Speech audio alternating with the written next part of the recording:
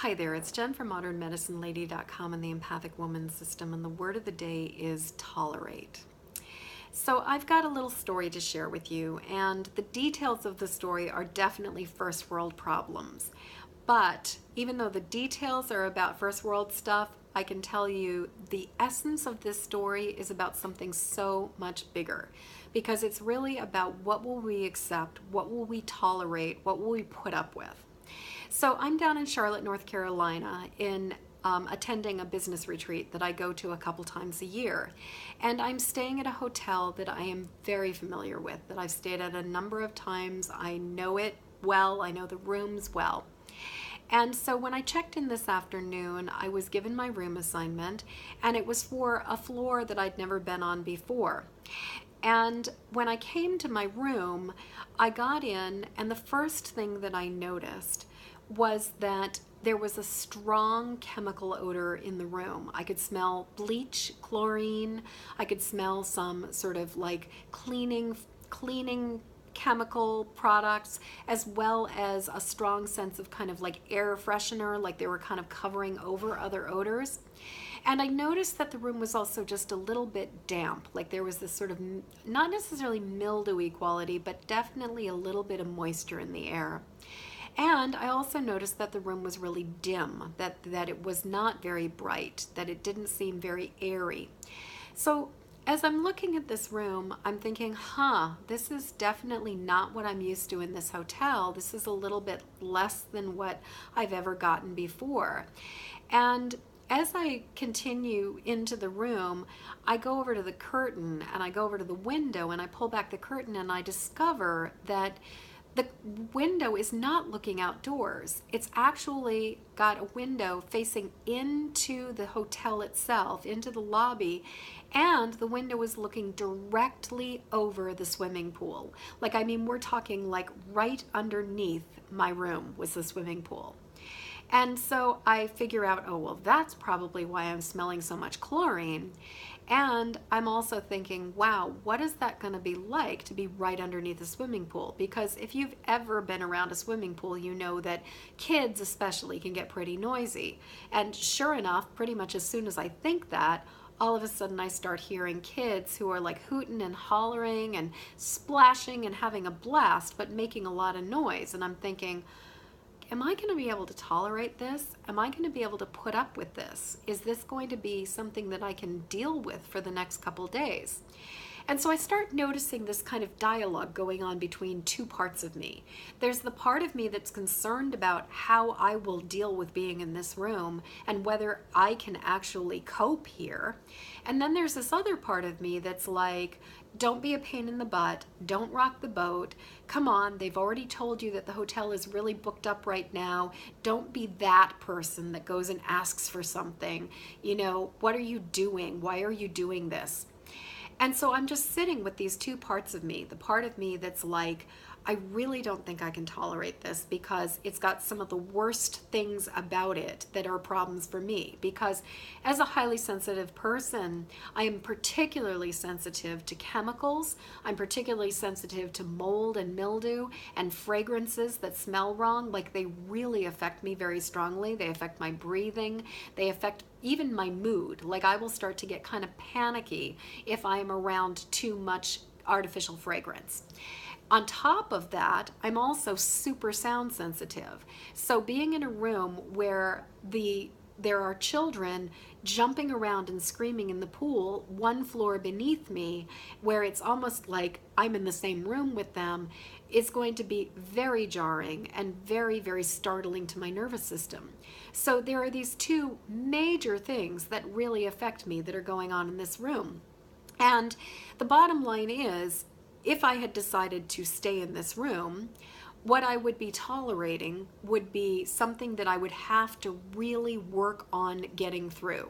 So there would be a part of me that would be suppressing all my discomfort in the same way that I was talking yesterday about other people suppressing their feelings. It would be like that for me. There would be a lot of me that would be trying to suck it up and put up with something that was actually making me quite uncomfortable and making me not and making me physically uncomfortable as well. And so what was interesting was I was really caught between the part of me that wanted to people please and the part of me that knew what I needed.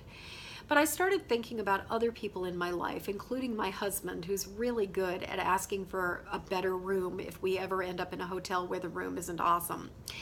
And I was thinking to myself, you know what? It can't hurt to ask, because the worst case scenario is you stay in the room that you're in, but best case scenario, you could do something better. You could end up in a place that would be more comfortable for you. So I went downstairs and I asked, and I inquired about the possibility of what it would take to do an upgrade. And I basically learned that I was not only able to upgrade, but because I've been at this hotel so many times, I had more than enough points to be able to do an upgrade and get a lot of perks in a larger, nicer, more lovely hotel room for no additional money. So basically what I was spending on my hotel room was going to stay the same, and all it cost me was the willingness to ask for something different.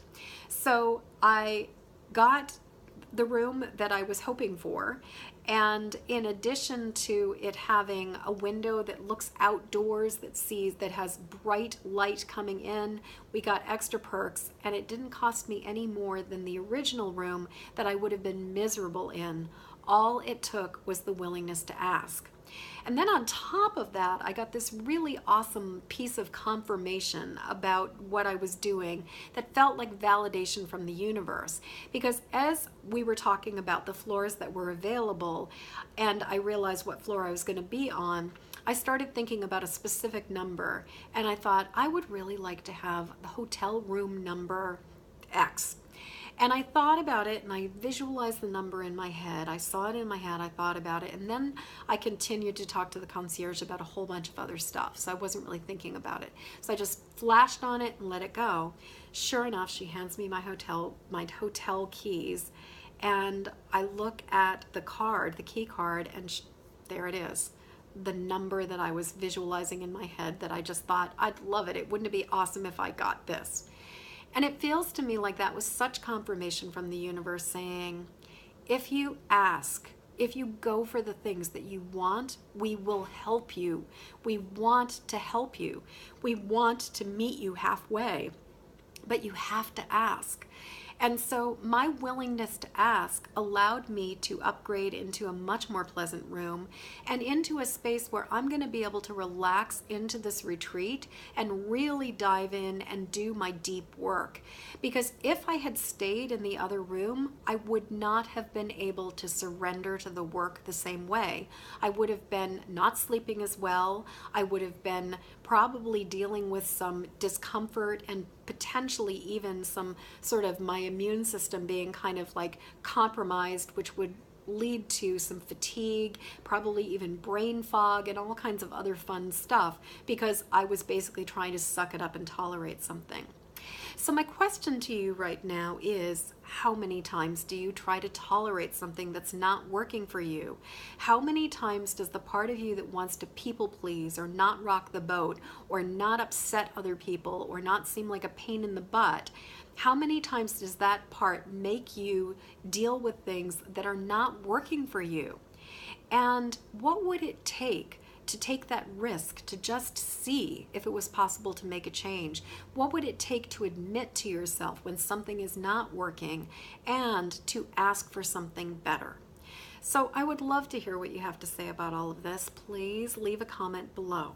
And until next word of the day, I am wishing you peace, I am wishing you ease, and I am wishing you the ability to ask for what you need, as well as to acknowledge when something is not working for you. So in the meantime, please go like my Facebook page, Modern Medicine Lady LLC, and I will be eternally grateful for your help to get this video out into the world. So please like it. Please share it. Please pass it along to other people who would find it useful. Thank you so much, and until tomorrow, peace.